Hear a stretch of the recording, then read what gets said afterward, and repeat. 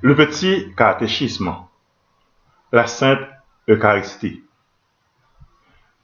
Qu'est-ce que la Sainte Eucharistie?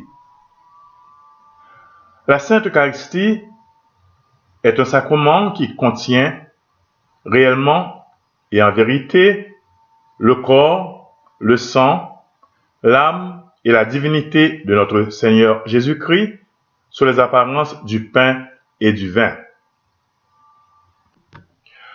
Quand Jésus-Christ a-t-il institué la Sainte Eucharistie?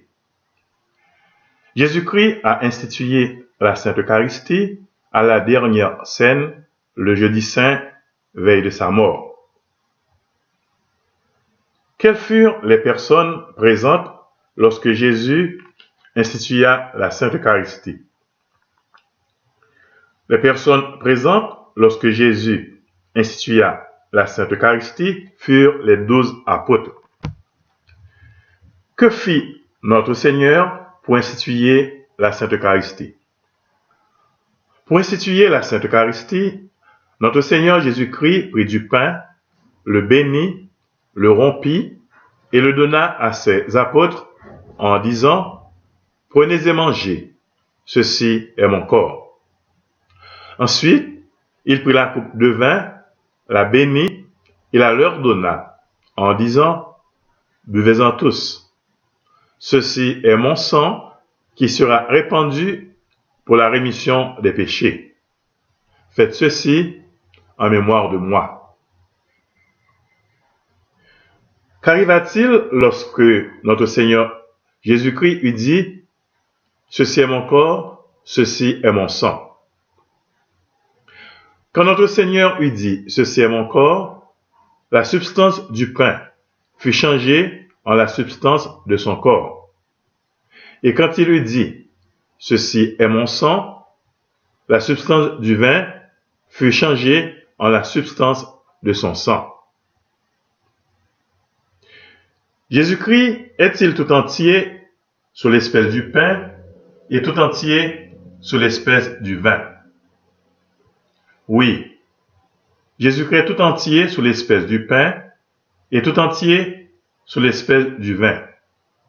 Il est même tout entier sous chaque partie de l'une ou de l'autre espèce. Que reste-t-il du pain et du vin après que leur substance a été changée en la substance du corps et du sang de Jésus-Christ? Après que la substance du pain et du vin a été changée en la substance du corps et du sang de Jésus-Christ, il ne reste plus que les apparences du pain et du vin. Qu'entendez-vous par les apparences du pain et du vin? Par les apparences du pain et du vin, j'entends tout ce qui tombe sous nos sens, comme la forme, le goût, la couleur. Comment s'appelle ce changement du pain et du vin au corps et au sang de Jésus-Christ? Ce changement du pain et du vin au corps et au sang de Jésus-Christ s'appelle transsubstantiation. Comment la substance du pain et du vin fut-elle changée en la substance du corps et du sang de Jésus-Christ? La substance du pain et du vin fut changée en la substance du corps et du sang de Jésus-Christ par sa toute puissance. Ce changement du pain et du vin au corps et au sang de Jésus-Christ continue-t-elle à se faire dans l'Église?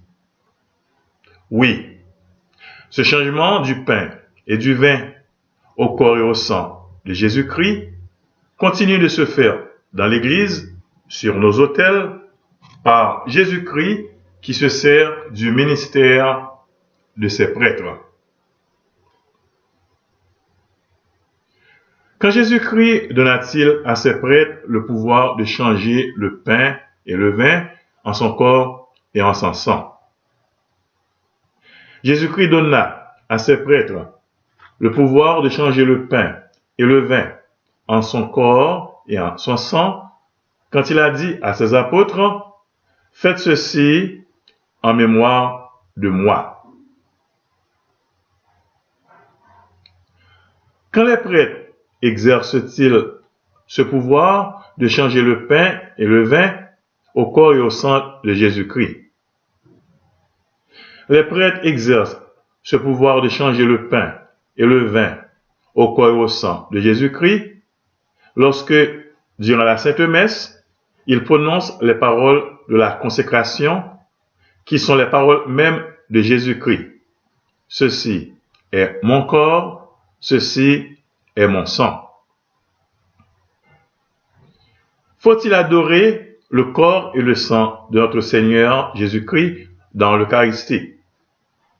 Oui, il faut adorer le corps et le sang de notre Seigneur Jésus-Christ dans l'Eucharistie parce que ce corps et ce sang sont inséparablement unis à sa divinité.